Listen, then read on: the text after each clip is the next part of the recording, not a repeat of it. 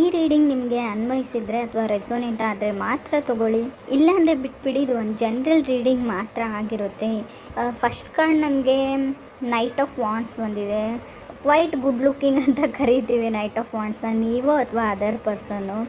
But trying to invest something ಅಂತ ಹೇಳುತ್ತೆ. ಅಥವಾ ಎನರ್ಜಿನ ಡೆವಲಪ್ ಮಾಡ್ಕೊಳ್ಬೇಕಾಗಿರ್ಬೋದು, ಅಥವಾ ಜಿಮ್ ಮಾಡ್ತಾ ಇರ್ಬೋದು, ಎಕ್ಸಸೈಸ್ ಮಾಡಬೇಕು ಅಂತ ಅಂದ್ಕೊಂಡಿದ್ದೀರಾ. ಡೈಲಿ ನಾನು ಎಕ್ಸಸೈಸ್ ಮಾಡ್ತೀನಿ, ಡೈಲಿ ನಾನು ಜಾಗ್ ಮಾಡ್ತೀನಿ ಅಂತ ಡಿಸೈಡ್ ಆಗ್ಬೋದು. ಇಲ್ಲೂ ಕೂಡ ಯೋಗ ಮಾಡ್ತಿರೋದು ಅಥವಾ ಹೆಲ್ತ್ ವೈಸ್ ನೀವು ಫುಡ್ ಹ್ಯಾಬಿಟ್ಸ್ನ ಚೇಂಜ್ ಮಾಡ್ತಾ ಇರ್ಬೋದು, ಹೆಲ್ದಿ ತಿನ್ನಬೇಕು ಅಂತ ಅಂದ್ಕೊಳ್ತಾ ಇರೋದು ಕೂಡ ಆಗ್ತಾಯಿದೆ. ಸೆಕೆಂಡ್ ಕಾರ್ಡ್ ನನಗೆ 2 ಆಫ್ ಸಾರ್ಡ್ಸ್ ಬಂದಿದೆ. ಇವಾಗ ಹಿಂದೆ ಇದ್ದ ಸಿಚುವೇಶನ್ ಏನೇ ಇರಲಿ, ತುಂಬ ಗೊಂದಲಗಳಿರಲಿ, ಏನೇ ಇರಲಿ, ಇದರಲ್ಲಿ ನಿಮಗೆ ಒಂದು ಕ್ಲಾರಿಟಿ ಕಾಣುತ್ತೆ. ಏನು ಮಾಡಬೇಕು, ನಾನು ಏನು ಡಿಸೈಡ್ ಮಾಡಬಹುದು ಅನ್ನೋ ಕ್ಲಾರಿಟಿ ಕಾಣುತ್ತೆ ಅಂತ ಕಾರ್ಡ್ಸ್ ಹೇಳ್ತಾ ಇದೆ. ಥರ್ಡ್ ಕಾರ್ಡ್ ನನಗೆ ಕಿಂಗ್ ಆಫ್ ವಾಂಡ್ಸ್ ಬಂದಿದೆ. ತುಂಬ ಇಂಟರ್ಪ್ರಿಟ್ ಮಾಡಬೇಡಿ ಅಂತ ಹೇಳುತ್ತೆ. ಅಂದರೆ ಇಂಟ್ರಪ್ಟ್ ಮಾಡಬೇಡಿ ಬೇರೆಯವ್ರಿಗೆ, ನಂಗೆ ಅದು ಬೇಕು, ನಾನು ಮೀಟ್ ಆಗೋಣ, ಸೊ ಮೇ ಬಿ ನಾವು ಯಾವಾಗ ಮೀಟ್ ಆಗ್ತೀವಿ, ನಾವು ಯಾವಾಗ ತೊಗೊಳ್ತೀವಿ, ಯಾವಾಗ ಹೋಗ್ತೀವಿ, ಈ ಥರ ಅದರ್ ಪರ್ಸನ್ಗೆ ನೀವು ತುಂಬ ಡಿಸ್ಟರ್ಬ್ ಮಾಡ್ತಾ ಇದ್ದೀರಾ. ಅಥವಾ ಅದರ್ ಪರ್ಸನ್ ನಿಮಗೆ ತುಂಬ ಹಿಂದೆ ಬಿದ್ದು ರಶ್ ಮಾಡಿ ಪದೇ ಪದೇ ಅಂತ ಹೇಳುತ್ತೆ. ಕೆಲವ್ರಿಗೆ ಹೊಸ ಪರ್ಸನ್ ಬರುವಂಥ ಚಾನ್ಸಸ್ ಇದೆ. ಇನ್ನು ಕೆಲವ್ರಿಗೆ ಫ್ಲರ್ಟಿಂಗ್ ಎನರ್ಜಿ ಇದೆ.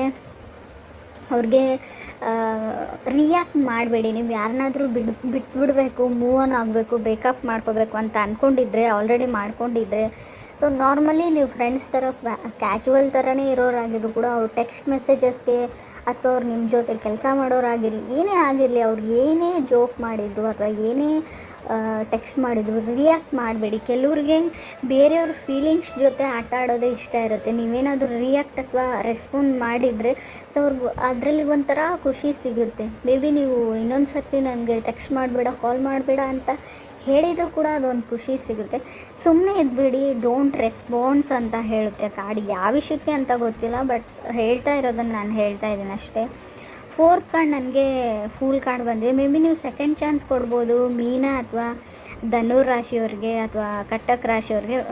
ಪ್ರಾಬಬ್ಲಿ ಕೆಲವ್ರು ಮಕರ ರಾಶಿಯವ್ರಿಗೂ ಕಮ್ಮಿಂಗ್ ಬ್ಯಾಕ್ ಅಂತ ಹೇಳ್ತೀವಿ. ಫುಲ್ ಕಾರ್ಡ್ ಎಕ್ಸ್ಬ್ಯಾಕ್ ಆಗೋ ಚಾನ್ಸಸ್ ಇದೆ ಅಂತ ಕಾರ್ಡ್ಸ್ ಹೇಳುತ್ತೆ. ಇನ್ನು ಕೆಲವ್ರಿಗೆ 9 ಆಫ್ ಸಾರ್ಡ್ಸ್ ಬಂದಿದೆ ನನಗೆ ಫಿಫ್ತ್ ಕಾರ್ಡ್. ಅದರ್ ಪರ್ಸನ್ ತುಂಬ ಭಯದಲ್ಲಿದ್ದಾರೆ ಅಂತ ಹೇಳ್ಬೋದು. ಯಾಕಂದರೆ ನಿಮಗೆ ಹೊಸ ಲೈಫ್ ಸಿಗ್ತಾ ಇದೆ. ಆಲ್ರೆಡಿ ನಿಮಗೆ ಹೊಸ ಪಾರ್ಟ್ನರ್ ಸಿಕ್ಕಿದ್ದಾರೆ, ನಿಮ್ಮ ಲೈಫ್ ಪಾರ್ಟ್ನರ್ ಸಿಕ್ಕಿದ್ದಾರೆ ಅಂತ ಅನಿಸ್ಬಿಟ್ಟು ತುಂಬ ಸ್ಯಾಡಲ್ಲಿದ್ದಾರೆ.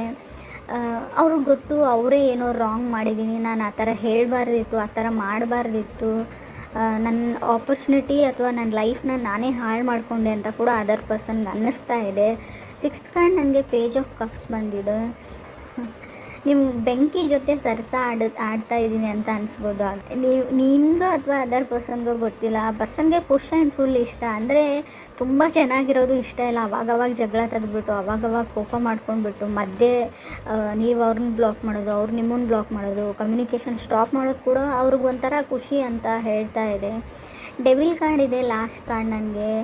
ತುಂಬ ಪ್ಯಾನಿಕಲ್ಲಿದ್ದಾರೆ ನೀವು ಕನೆಕ್ಟ್ ಆಗಿರೋ ವ್ಯಕ್ತಿ, ಅಥವಾ ನೀವು ತುಂಬ ಆಗಷ್ಟಲ್ಲಿ ಪ್ಯಾನಿಕ್ ಆಗಿಬಿಡ್ಬೋದು. ಆ ವ್ಯಕ್ತಿ ನನ್ನಿಂದ ದೂರ ಹೋಗಿಬಿಡ್ತಾರೆ ಅಂತ ಅನಿಸ್ಬೋದು, ಅಥವಾ ಒಂದು ಆಪರ್ಚುನಿಟಿ ನನ್ನಿಂದ ಹೋಗಿಬಿಡುತ್ತೆ ಅಂತ ಅನಿಸ್ಬೋದು. ವರ್ಕ್ ಲೈಫ್ ಕೂಡ ಬ್ಯಾಲೆನ್ಸ್ ಇದೆ. ಇನ್ನು ಸ್ಟಡೀಸ್ ಬಗ್ಗೆ ಹೇಳೋದಾದರೆ 9 ಆಫ್ ಸಾರ್ಡ್ಸ್ ಇದೆ. ತುಂಬ ಡಿಸ್ಟರ್ಬೆನ್ಸ್ ಇರುತ್ತೆ. ನೀವು ಚೆನ್ನಾಗಿ ಓದಬೇಕು ಅಥವಾ ಚೆನ್ನಾಗಿ ಏನೋ ಮಾಡಬೇಕು ಅಂದರೆ ಏನಾದರೂ ಒಂದು ಡಿಸ್ಟರ್ಬೆನ್ಸ್ ಇರುತ್ತೆ. ಏನಾದರೂ ಕೆಲಸ ಬರುತ್ತೆ, ಯಾರಾದರೂ ಮನೆಗೆ ಬರ್ತಾರೆ, ತುಂಬ ನಿಮಗೆ ಟೈಮ್ ಸಿಗಲ್ಲ ಅಂತ ಕೂಡ ಹೇಳ್ಬೋದು, ಬ್ಯುಸಿಯಾಗಿರ್ತೀರ ಅಂತ. ಕ್ವೀನ್ ಆಫ್ ವಾಂಡ್ಸ್ ಇದೆ.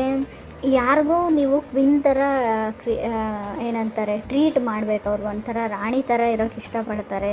ಸೊ ನೀವು ಕೂಡ ಅವ್ರನ್ನ ಕ್ವೀನ್ ಥರ, ಒಂದು ಪ್ರಿನ್ಸಸ್ ಥರ ಟ್ರೀಟ್ ಮಾಡಬೇಕು ಅಂತ ಅವ್ರ ಎಕ್ಸ್ಪೆಕ್ಟೇಷನ್ಸ್ ಇದೆ. ನಿಮ್ಮ ವೈಫ್ ಆಗಿರ್ಬೋದು ಅಥವಾ ನಿಮ್ಮ ಗರ್ಲ್ ಫ್ರೆಂಡೇ ಆಗಿರ್ಬೋದು. ಇದು ಒಂದು ವಿಷಯದ ಕಡೆ ಗಮನ ಕೊಡಿ. ಅವ್ರು ತುಂಬ ಖುಷಿಯಾಗಿರ್ತಾರೆ ನಿಮ್ಮ ಜೊತೆ.